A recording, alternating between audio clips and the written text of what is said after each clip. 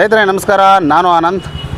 ತಮ್ಮನೇಲಿ ನೋಡಿ ನೀವೆಲ್ಲ ಅಂದ್ಕೊಂಡಿರ್ತಾರ. ಹೌದು ಸ್ನೇಹಿತರೆ, ಇವತ್ತು ನಾನು ರೀಯೂಸ್ ಕಂಟೆಂಟ್ ಬಗ್ಗೆ ಈ ಒಂದು ವಿಡಿಯೋದಲ್ಲಿ ಮಾತಾಡಲಿದ್ದೇನೆ. ಯಾಕಂದರೆ ಈ ಒಂದು ರೀಯೂಸ್ ಕಂಟೆಂಟ್ ಪ್ರಾಬ್ಲಮ್ನ ನಾನು ಎದುರಿಸಿ ಈ ಒಂದು ವಿಡಿಯೋನ ಮಾಡ್ತಾಯಿದ್ದೇನೆ. ಯಾಕಂದರೆ ನಾನು ಅನುಭವಿಸಿದಂತಹ ಆ ಪ್ರಾಬ್ಲಮ್ಸ್ನ ನೀವೆಲ್ಲ ಅನುಭವಿಸ್ತಿರ್ತಾರ. ಅದಕ್ಕೆ ನಾನು ಪರಿಹಾರ ಕಂಡುಕೊಂಡೆ, ಅಂದರೆ ನನ್ನ ಚಾನಲ್ನ ಮಾನಿಟೈಸೇಷನ್ ಮಾಡಿಕೊಂಡೆ. ನೀವು ಕೂಡ ನಿಮ್ಮ ಮಾನಿಟೈಸೇಷನ್ ಮಾಡ್ಕೊಬೇಕಂದ್ರೆ ಖಂಡಿತ ಈ ವಿಡಿಯೋನ ನೀವು ಪೂರ್ತಿಯಾಗಿ ನೋಡಲೇಬೇಕು. ಸ್ನೇಹಿತರೆ, ಮೊದಲನೇದಾಗಿ ರೀಯೂಸ್ ಕಂಟೆಂಟ್ ಬಂದಾಗ ನಾವು ಗೊಂದಲಕ್ಕೀಡಾಗಬಾರ್ದು. ಮೊದಲನೇದಾಗಿ ಇದಕ್ಕೆ ಸಂಬಂಧಪಟ್ಟ ಕೆಲವೊಂದಿಷ್ಟು ವೀಡಿಯೋಸ್ಗಳನ್ನ ನೀವು ನೋಡಿರ್ತೀರ, ಆದರೂ ಕೂಡ ಅರ್ಥ ಆಗಿರಲ್ಲ.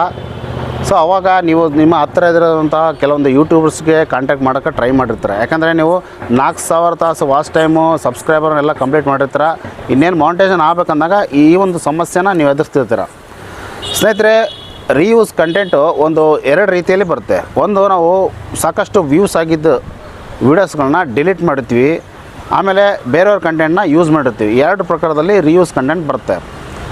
ನನಗೆ ರೀಯೂಸ್ ಕಂಟೆಂಟು ಬಂದಿದ್ದು, ನಾನು 2 ಮುಖ್ಯವಾದ ವೀಡಿಯೋಗಳನ್ನ ಡಿಲೀಟ್ ಮಾಡಿದ್ದೆ. ಅಂದರೆ ಅವು ತುಂಬ ವ್ಯೂಸ್ ಆಗಿತ್ತು, ಅದರಿಂದ ಜಾಸ್ತಿ ಅರ್ನಿಂಗ್ ಆಯಿತು. ಕೆಲವೊಂದು ಕಾರಣದಿಂದ ಆ 2 ವೀಡಿಯೋನ ನಾನು ಡಿಲೀಟ್ ಮಾಡಿದೆ.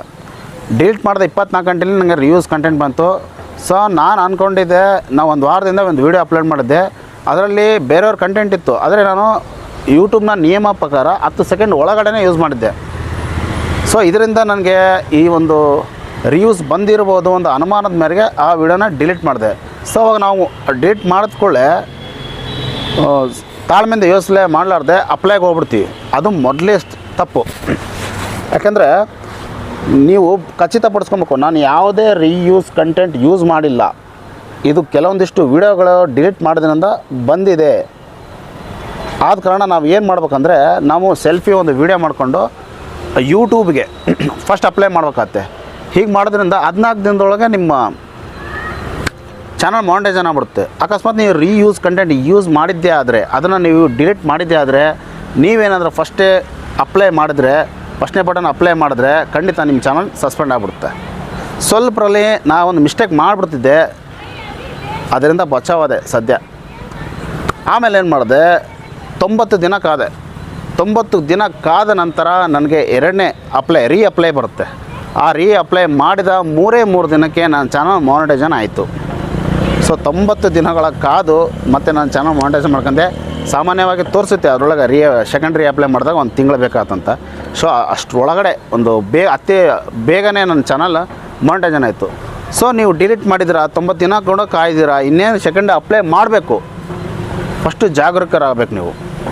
ಯಾಕಂದರೆ 90 ದಿನ ಕಾದಿರ್ತೀವಿ, ಈಗ ರೀಅಪ್ಲೈ ಮಾಡಬೇಕಾಗಿರುತ್ತೆ, ಆದರೂ ಹುಷಾರಾಗಿರಬೇಕು. ಅವಾಗ ಏನು ಮಾಡೋಕ್ಕಂದ್ರೆ, ನಾನು ಕೂಡ ಭಾಳ ತಾಳ್ಮೆ ತೊಗೊಂಡೆ. ಯಾಕಂದರೆ 90 ದಿನ ಕಾದಿದ್ದೀನಲ್ಲ, ಮತ್ತೆ ಏನು ಮಿಸ್ಟೇಕ್ ಮಾಡಿ ಮತ್ತೆ ಅಪ್ಲೈ ಮಾಡಿಬಿಟ್ರೆ ಮತ್ತೆ ಇನ್ನೇನಾಗುತ್ತೆ ಅಂತ ನಾನು ಭಾಳ ಯೋಚನೆ ಮಾಡಿ ಏನು ಮಾಡಿದೆ ಅಂದರೆ, ಫಸ್ಟು ನನ್ನ ಚಾನಲ್ನ ಎಡಿಟ್ ಮಾಡಿದೆ. ಕೆಲವೊಂದಿಷ್ಟು ಕಾಪಿರೈಟ್ ಇರುವಂಥ ಮ್ಯೂಸಿಕ್ ಇರುವಂಥ ವೀಡಿಯೋಸ್ಗಳನ್ನ ಪ್ರೈವೇಟ್ ಮಾಡಿಕೊಂಡೆ. ಆಮೇಲೆ ಕೆಲವೊಂದು ಡಿಸ್ಕ್ರಿಪ್ಷನ್ನ ನಾನು ತುಂಬಿಲ್ಲ. ಆ ಡಿಸ್ಕ್ರಿಪ್ಷನ್ ಒಳಗಡೆ ನಮ್ಮ ಸೋಷಿಯಲ್ ಮೀಡಿಯಾ ಲಿಂಕ್ ಹಾಕ್ಬೇಕಾಗತ್ತೆ. ಫೇಸ್ಬುಕ್ ಆಗಲಿ, ಇನ್ಸ್ಟಾಗ್ರಾಮ್ ಆಗಲಿ, ಕೆಲವೊಂದಿಷ್ಟು ಲಿಂಕ್ಸ್ ಹಾಕಬೇಕಾಗತ್ತೆ. ಅದು ಯೂಟ್ಯೂಬ್ನ ನಿಯಮ ಅಂತೆ. ಅದನ್ನು ಹಾಕಿ 3 ದಿನಕ್ಕೆ ನಾನು ರೀಅಪ್ಲೈ ಮಾಡಿದೆ. ನನ್ನ ಚಾನಲ್ ಮಾನಿಟೈಸೇಷನ್ ಆಯಿತು. ಭಾಳ ಅತ್ಯಂತ ಖುಷಿ ಆಯಿತು. ಯಾಕಂದರೆ ಈ ಚಾನಲ್ನ ನಾನು ಡೆವಲಪ್ ಮಾಡೋಕೆ ಭಾಳ ಕಷ್ಟಪಟ್ಟಿದ್ದೀನಿ. 10,000 ಸಬ್ಸ್ಕ್ರೈಬರ್ ಇದ್ದಾರೆ ಈ ನನ್ನ ಚಾನಲ್ಗೆ.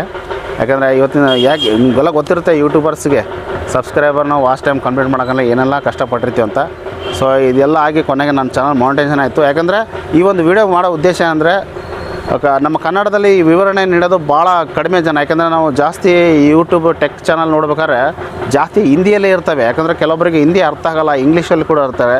ಕನ್ನಡದಲ್ಲಿ ಮಾಡಿದ್ದಾರೆ, ಅತ್ಯಂತ ಕಡಿಮೆ ಮಾಡಿದ್ದಾರೆ. ಈ ವಿಡಿಯೋ ನಿಮಗೆ ಹೇಗೆ ಅನ್ನಿಸ್ತು, ನಾನು ಹೇಳೋದು ನಿಮಗೆ ಅರ್ಥ ಆದರೆ ಕಮೆಂಟ್ ಮಾಡಿ. ಹಾಗೆ ವಿಡಿಯೋ ಇಷ್ಟ ಆದರೆ ಲೈಕ್ ಮಾಡಿ. ನನ್ನ ಚಾನಲ್ಗೆ ಯಾರು ಸಬ್ಸ್ಕ್ರೈಬ್ ಆಗಿಲ್ಲ, ಸಬ್ಸ್ಕ್ರೈಬ್ ಆಗಿ. ಮುಂದಿನ ವೀಡಿಯೋದೊಂದಿಗೆ ಮತ್ತೊಂದು ವೀಡಿಯೋದೊಂದಿಗೆ ನಿಮ್ಮನ್ನು ಭೇಟಿ ಆಗ್ತೀನಿ. ನಮಸ್ಕಾರ.